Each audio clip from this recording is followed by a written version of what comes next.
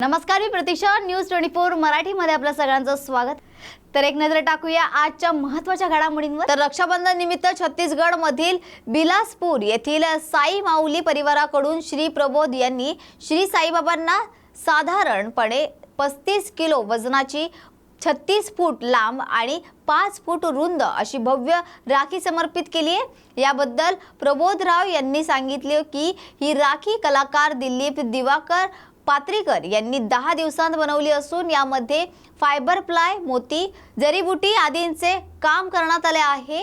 श्री साईनाथांनी लक्ष्मीबाईंना दिलेली 9 नाण्यांची थीम या राखीमध्ये समाविष्ट केली आहे. प्रत्येक नाणे हे श्रीमद भागवत आणि श्री रामचरित मानस यांच्या नवविधा भक्तीचे एक वैशिष्ट्य दर्शवते.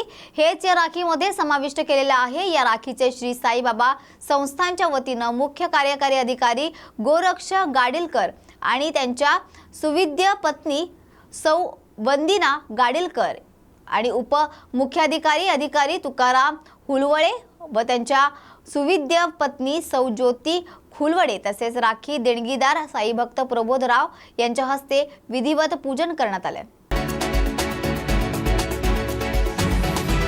ज्यांच्यामुळे सरकारमध्ये दुफळी निर्माण झाली आहे, 2 पक्ष फुटले, त्या माणसाचा आज कार्यक्रम चेंबूरमध्ये आहे असं वक्तव्य कर्णबाळा दुनवळे यांनी केलंय. तर 21 तारीखपासून राज ठाकरे यांचा दौरा सुरू होत आहे. काही नेत्यांनी सांगितले होते की अकोल्याला येऊन दाखवा, आम्ही अकोल्याच्या दौऱ्यावर जात आहोत, अडवायचे तर अडवा, आमच्या मागे ब्रँड आहे आणि ते म्हणजे राजसाहेब ठाकरे. जनतेचा नेता आहे. इतक्या खालच्या थराचे राजकारण कधी राज्यात झाले नव्हते. त्यामुळे महाराष्ट्र राज ठाकरे यांच्याकडे आशेने पाहत आहे. एक हाती सत्ता राज ठाकरे यांच्याकडे येणार आहे असा दावा देखील त्यांनी यावेळी केलाय. नमस्कार. आज आपल्या सर्वांना बोलवण्याचं कारण असं आहे की 21 तारखेपासून सन्माननीय राज ठाकरे साहेबांचा विदर्भ दौरा चालू होतो आहे आणि मी त्या दौऱ्याचा एक भाग म्हणून अकोल्याला आम्हाला सांगितलं होतं की तुम्ही येऊन दाखवा काही नेत्यांनी, आणि म्हणून आम्ही अकोल्याच्या दौऱ्यावरती निघत आहोत आणि ताकदीने निघत आहोत. कुणाला आम्हाला अडवायचे त्यांनी अडवावं. काल पुन्हा त्यांनी असं म्हणाले की ह्यांचं काही नाही. जे म्हणालेत त्यांना एवढंच सांगणं आमचं की स्वतः येऊन पाहणे, आम्ही कुठे आहोत, तुम्ही कुठे आहात, आमची किती ताकद आहे, कारण आमच्या पाठीमागे ब्रँड आहे आणि ते म्हणजे सन्माननीय राज ठाकरे साहेब. जनसन्माननीयातला नेता, जनतेतला नेता, जनतेची नाळ असलेला नेता, जनतेच्या सुखादुःखात राहणारा नेता. आजच्या ह्या शुभ दिनी वावगं बोलू नये असं म्हणतात. भद्रकाळ जरी अजून चालू असला तरी 1 वाजताच्या नंतर सगळ्याच बहिणी राखी बांधणार आहेत. महाराष्ट्रामध्ये राखी बांधण्याचा कार्यक्रम 4 दिवस अगोदरपासूनच चालू आहे. लोकसंस्कृती विसरलेत की तो काळ आत्ता आहे दुपारच्या नंतर. ठीक आहे, असो, प्रत्येकाचा तो आपला आपला विषय आहे. दुसरा विषय आहे तो म्हणजे कुरघोडी. इतक्या खालच्या थराचं राजकारण ह्या महाराष्ट्रामध्ये कधीच नव्हतं. ही जी बजबजपुरी माजलेली आहे दोन्ही युती आघाड्यांमध्ये, ते पाहता संपूर्ण महाराष्ट्र हा फक्त आशेचं किरण म्हणून एकच व्यक्तीकडे पाहत आहे आणि ते म्हणजे सन्माननीय राज ठाकरे साहेब. आणि या महाराष्ट्राला दिशा आणि दशा देणारा नेता म्हणून महाराष्ट्र माननीय राज ठाकरे साहेबांकडे पाहत आहेत. आणि मला असं वाटतं की ह्या निवडणुकीमध्ये त्याचा प्रत्यय संपूर्ण देशाला येईल. एक हाती सत्ता सन्माननीय राज ठाकरे साहेबांकडे येणार आहे. हे जे सगळं थोतांड चालू आहे, आमच्या भगिनींचा 1,500 रुपये देऊन जो काही मान सन्मान करण्याचा प्रयत्न केलेला आहे, लोक याच्या अगोदरचे कृत्य विसरणार नाही आहेत. त्याच्यामुळे कोणी कितीही काही केलं तरी हा महाराष्ट्र आणि ह्या महाराष्ट्रातील सर्व सुज्ञ मतदार ह्यांच्या या बजबजपुरीला कंटाळले आहेत आणि म्हणून महाराष्ट्र नवनिर्माण सेनेचं सरकार येणार आहे. आज त्याचाच एक धागा म्हणून मुंबईमध्ये विविध ठिकाणी मुख्यमंत्री लाडकी बहीण योजना हे शिंदेसाहेबांच्या वतीने चालू आहे, तर दोन्ही उपमुख्यमंत्र्यांकडून लाडकी बहीण योजना म्हणजे एकाच सरकारमध्ये दोन वेगळे वेगळे विषय विसंगती आहे. आता ती लाडकी बहीण योजना आहे की मुख्यमंत्री लाडकी बहीण योजना आहे ते त्यांनी आता ते एकदा क्लिअर करावं. आणि तुम्ही पाहताच आहात की कोण म्हणतं की आमचा व्यक्तिगत कार्यक्रम आहे. मग व्यक्तिगत कार्यक्रम आहे तर सरकारी पैसे का वाटतंय? मग हा आमचा करदात्यांचा सगळा पैसा आहे ना, महाराष्ट्रातील जनतेचा पैसा आहे. तर तुमचे जर व्यक्तिगत कार्यक्रम आहेत तर तुमच्या खिशातले वाटा. आणि म्हणून संपूर्ण महाराष्ट्रातील जनता हे सगळं ओळखून आहे. हा कोणताही व्यक्तिगत कार्यक्रम नाही आहे, हा सरकारीच कार्यक्रम आहे. त्याच्या ॲडव्हर्टाईजसाठी 200, 250, 300 कोटी रुपये खर्च झालेत. ते जर आमच्या आशा आणि बालवाडीतील महिला भगिनींना जर त्याचा आणखीन जर सदुपयोग झाला असता तर तुम्ही जर चांगलं काम केलं तर लोकांपर्यंत गेलेलंच आहे ते. मग तुम्हाला ॲडव्हर्टाईज करायची गरज नाही, तुम्हाला दारोदार फिरायची गरज नाही आणि त्याच्यापुढे तुम्हाला निवडणुका लांबणीवर नेण्याची गरज नाही. त्याच्यात दुर्दैव असं की ज्यांना माननीय कोर्टाने मना केलं आहे, ज्यांच्यामुळे सरकारमध्ये दुफळी निर्माण झाली, ज्यांच्यामुळे 2 पक्ष फुटले, अशा माणसाचा कार्यक्रम चेंबूरमध्ये आहे, ज्याचा काही काडी मात्र संबंध नसताना तो चेंबूरमध्ये कार्यक्रम घेतो आहे. राहणारे कुर्ल्याचे, आमदार अणुशक्तीनगरचे, परंतु कार्यक्रम कुर्ल्याला, चेंबूरला. आणि म्हणून ह्या सगळ्या गोष्टीच्या अनुषंगाने महाराष्ट्रातील जनतेला जागरूक करण्याचं माझं काम होतं आणि ते मी माझं कर्तव्य करतो आहे. आणि म्हणून कुठल्याही परिस्थितीमध्ये महाराष्ट्र नवनिर्माण सेनेवरती महाराष्ट्रातील सुज्ञ जनता ही विश्वास ठेवलेला आहे आणि त्याचा प्रत्यय तुम्हाला निवडणुकामध्ये येईल. मी येवला लासलगाव मतदारसंघातूनच निवडणूक लढवणार आहे असा दावा छगन भुजबळ यांनी केला. त्याचबरोबर नार पार नदी प्रकल्पाबद्दल बोलताना ते म्हणाले की नार पार नदी प्रकल्प मी विरोधी पक्षनेता असताना मांडले. गोदावरी खोऱ्यात पाणी आणण्यासाठी पैसा लागतो. मराठवाड्याला पाणी द्यायचे असेल तर हा प्रकल्प महत्त्वाचा आहे. ज्या राज्यात पाऊस पडतो ते पाणी त्या राज्याचे आहे. केंद्र सरकारने मदत नाही केली तर तो भाग वेगळा आहे. आम्ही पैसे खर्च करून ते प्रकल्प करणार असं आश्वासन त्यांनी यावेळी दिले. नक्की ह्या नारपार आणि पलीकडे जाणारं जे पाणी आहे या संदर्भामध्ये तुम्हाला कल्पना असेल की मी विरोधी पक्षात असताना आम्ही सगळे वेलमध्ये बसून जे आहे सत्याग्रह केला होता. तो यासाठी की माझं असं म्हणणं आहे की तापी नदीचं जे पाणी येत आहे त्याच्यातले जळगावला 99 TMC पाणी आम्ही अजून घेऊ शकलो नाही म्हणून ते पलीकडे जात आहे. अधिक नारपार या सगळ्या गोदावरी खोऱ्यामध्ये जवळपास 55 TMC पाणी आहे असं माझं स्वतःचं मत आहे, ज्याच्यावर मी अनेक वेळा मीटिंगसुद्धा घेतलेल्या आहे. आता हे पाणी आणण्यासाठी उचलण्यासाठी खूप पैसा लागतो, ते बरोबर आहे. म्हणून मी वारंवार सांगितलं आहे की ज्याप्रमाणे मला वाटतं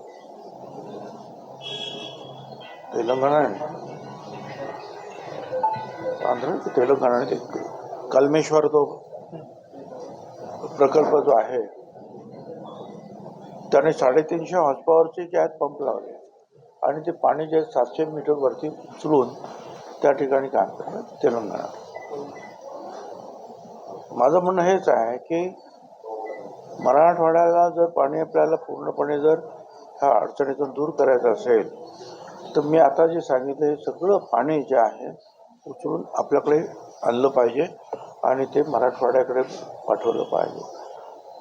कारण इतर कुठूनही मराठवाड्याला पाणी मिळण्याची आशाच नाही ना. पाऊस कुठे पडणार? पाऊस जो पडतो आहे आणि कायदा असा आहे या देशाचा, ज्या राज्याच्या भूमीवर पाऊस पडेल ते पाणी त्या राज्यात. पण हे जर पाहिलं तर आपल्याकडे फार मोठ्या प्रमाणावर पाणी आपण आणू शकतो. प्रश्न पैशाचा आहे. ठीक आहे, केंद्र सरकारने मदत नाही केली तो त्यांचा भाग वेगळा, परंतु पहिला भाग म्हणून अलीकडे जे आहेत देवेंद्र फडणवीस आणि मुख्यमंत्री यांनी 10 TMCच्या बाबतीमध्ये जे आहे ठराव मंजूर करून जो आहे आम्ही आमचे पैसे खर्च करू ना. प्रश्न येतो कुठे? त्यांनी मदत केली ठीक आहे, नाही तर आम्ही आमचे पैसे मंजूर करू आणि त्याप्रमाणे आम्ही ते कामाला लागलेलो आहोत. 10 TMC आणखीन पुढे आणखीन काही हळूहळू ते पाणी आम्ही ते उचलणार आहोत. हे खरं आहे, अजूनही जे आहेत रांगा लागत आहे, परंतु थोडंसं एक 20-25% करणं फरक मला जाणवत आहे. कारण अनेक ठिकाणी जे आहे लेफ्ट राईट होतं, ते काही लेफ्ट राईट जे चालत होतं ते त्यांनी कमी करण्याचा प्रयत्न केलेला आहे आणि काम सुरू आहे. पण मला असं वाटतं की त्या कामाला आणखी स्पीड येण्याची आवश्यकता आहे. स्वतः मुख्यमंत्रीसुद्धा आता तिथे खाली उतरून त्यांनी त्या सगळ्याची पाहणी केलेली आहे आणि त्यामुळे थोडं उशीर लागतो आहे, पण होईल. पण हे जे आहे केवळ हा नाशिकसाठी प्रश्न नाही आहे, तर पार दिल्लीपर्यंत जी काही वाहतूक जी आहे ह्या रस्त्याने होत असते. त्याच्यामुळे जे आहे या रस्त्यावर जास्तीत जास्त लवकरात लवकर जे आहे योग्य रीतीनं दुरुस्त होणं गरजेचं आहे. त्यासाठी प्रयत्न सुरू आहे. साहेब शरद पवार महाराष्ट्राच्या राजकारणातील शकुनी मामा आहेत असा टोला सदाभाऊ खोत यांनी लगावलाय. तर मराठा समाजाला देवेंद्र फडणवीस यांनी मिळवून दिलेले पहिले आरक्षण शरद पवार उद्धव ठाकरे यांनी घालवले असे वक्तव्य विधान परिषदेचे आमदार सदाभाऊ खोत यांनी केलंय. एकनाथ शिंदे या वाघाने बंड केले आणि देवेंद्र फडणवीस यांच्या साथीने मवियाचे सरकार पाडून महायुतीचे पुन्हा सरकार आले. राज्य कसे चालवावे याचा दूरदृष्टीपणा देवेंद्र फडणवीस यांच्याकडे आहे. मात्र फडणवीस यांना सर्वांनी घेरले कारण फडणवीसच आपल्याला फाईट देऊ शकतात हे शरद पवार यांना कळलेलं आहे. त्यामुळे वेगवेगळी आंदोलनं आतापर्यंत राज्यात उभी केली गेली. मराठा समाजाचे आतापर्यंत अनेक मुख्यमंत्री झाले, पण यातील कोणत्याही मुख्यमंत्र्याने मराठा समाजाला आरक्षण दिले नाही. पण 2019 साली मराठा समाजाला देवेंद्र फडणवीस यांनी पहिले आरक्षण मिळवून दिले. मात्र शरद पवार उद्धव ठाकरे यांनी मराठा समाजाला मिळालेले हे आरक्षण घालवले आहे. मात्र या दोघांवर टीका झाली नाही. टीका झाली ती फडणवीस यांच्यावर झाली. त्यामुळे शरद पवार महाराष्ट्राच्या राजकारणातील शकुनी मामा आहेत असा टोला सदाभाऊ खोत यांनी लगावलाय. लोकशाहीमध्ये प्रत्येकाला निवडणुका लढवण्याचा अधिकार आहे, स्वातंत्र्य आहे आणि मला वाटतं की त्यांनी किती जागा ते लढवणार, किती लढवाव्यात हा खऱ्या अर्थानं पूर्णपणे त्यांचा अधिकार आहे. परंतु या महाराष्ट्राच्या राजकारणामध्ये जर आपण बघितलं, अलीकडच्या काळामध्ये पुरोगामी महाराष्ट्र म्हणून ओळखला जाणारा हा महाराष्ट्र अशांत करण्याचं काम खऱ्या अर्थानं महाविकास आघाडीनं चाणाक्ष बुद्धीनं केलं आणि म्हणून शेतकऱ्यांचे प्रश्न असेल, शेतमजूर असेल, बलुतेदार असेल, तरुण असेल यांचे प्रश्न या 2 वर्षामध्ये खऱ्या अर्थानं बाजूला पडले गेले. निश्चितच सर्व समाज गावगाड्यातले आमच्या गुन्ह्या गोविंदानं राहत आहेत आणि मी आपल्या माध्यमातून आवाहन करेन महाविकास आघाडीच्या विशेषतः नेत्यांना की गावगाडा तोडू नका, गावगाडा फोडू नका. गावगाड्यातला माझा शेतकरी असेल, शेतमजूर असेल, बलुतेदार असेल, आलोतेदार असेल, हे हजारो वर्ष झाले गुन्ह्या गोविंदाने राहते आहेत. त्यांच्या घराला तुम्ही आगी लावण्याचा प्रयत्न निश्चितपणानं करू नका. महाराष्ट्रातलं जे अलीकडचं सगळं राजकारण जर बघितलं तर मराठा समाजाचं आरक्षण 1992 साली हे आरक्षण कुणी घालवलं? जे काही 16%, 18% राहिलेलं जे आरक्षण होतं ते घालवण्याचं महापाप आदरणीय पवारसाहेब तुम्ही केलं आणि आता पवारसाहेब म्हणत आहेत की केंद्रानं आरक्षण वाढवून द्यावं. अरे 10% WS मधनं केंद्रानं तर ऑलरेडी वाढवून दिलेलं आहे आणि महाराष्ट्र सरकारनं 10% आरक्षण हे मराठा समाजाला अधिक दिलेलं आहे. पवार साहेबांनी 50 वर्षामध्ये मराठा समाजाला चुना लावला. मराठा समाजाचे अनेक मुख्यमंत्री या महाराष्ट्रामध्ये सत्तेवरती आले. त्यांनी मराठा समाजाला ना आरक्षण दिलं. 10% आरक्षण 2019 साली देवेंद्र फडणवीस यांनी दिलं. सारथी संस्था देवेंद्र फडणवीस यांनी दिली. सारथी संस्थेच्या माध्यमातून स्कॉलरशिप असेल देवेंद्रजींनी दिली. परदेशामध्ये विद्यार्थ्यांना शिकायला स्कॉलरशिप देवेंद्रजींनी दिली. MPC UPCची स्कॉलरशिप देवेंद्रजींनी दिली. अण्णासाहेब पाटील महामंडळ देवेंद्रजीनं काढलं. अरे एवढं मराठा समाजासाठी त्या माणसानं केलं. फक्त त्या माणसाची जात आडवी आली आणि म्हणून प्रस्थापित मराठे, वाड्यातले मराठे यांनी व्यवहारचना करून देवेंद्र फडणवीसला खऱ्या अर्थानं राजकारणातनं संपवायचा हा कट केला. आणि म्हणून विस्थापित मराठा सदाभाऊ खोत सारखा या महाराष्ट्रातला देवेंद्र फडणवीसच्या पाठीशी हिमालयासारखा उभा राहिला. अरे पाणी अडवा पाणी जिरवा त्या माणसानं केलं. या राज्यामध्ये मुख्यमंत्री आरोग्य सहाय्यताच्या माध्यमातून निधी मिळतो. आरोग्य योजना या महाराष्ट्रामध्ये पहिल्यांदा सुरू जर कुणी केली असेल तर देवेंद्र फडणवीस यांनी केली आणि लाखो रुग्णांना फायदा झाला. मग तो किडनीचा रुग्ण असेल, कॅन्सरचा रुग्ण असेल, वेगवेगळ्या रुग्णांना फायदा झाला. अरे एखाद्याच्या घरात एखाद्याचा रुग्ण असला तर ते कुटुंब सगळं कोसळतं. त्या कुटुंबाच्या पायाखालची माती घिसटती. पण त्या कुटुंबाला 10,000पासून 10 लाख 15 लाख रुपये अर्ज देण्याची दानत आणि ती सुरुवात ही देवेंद्र फडणवीस या माणसानं केली. या प्रस्थापित मराठ्यांनी ज्यांनी सत्ता भोगल्या त्यांनी काय केलं? कारण या महाराष्ट्रामध्ये प्रस्थापितांचं राजकारण टिकलं पाहिजे, वाड्यांचं राजकारण टिकलं पाहिजे. म्हणून देवेंद्र फडणवीसला विरोध आहे.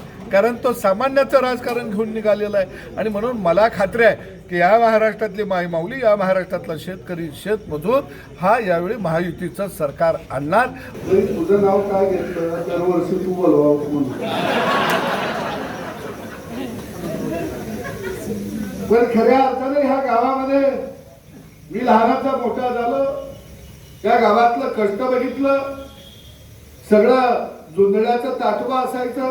उन्हाळ्यामध्ये जर चालायचं म्हणलं तर पायाला सड लागायचं. आणि प्रचंड कष्टाळू गाव आहे. पण तात्या तुम्ही म्हणला ते बरोबर. इथला मुलगा एका उंचीवर निघाला की त्याला चिटवाई करायचा.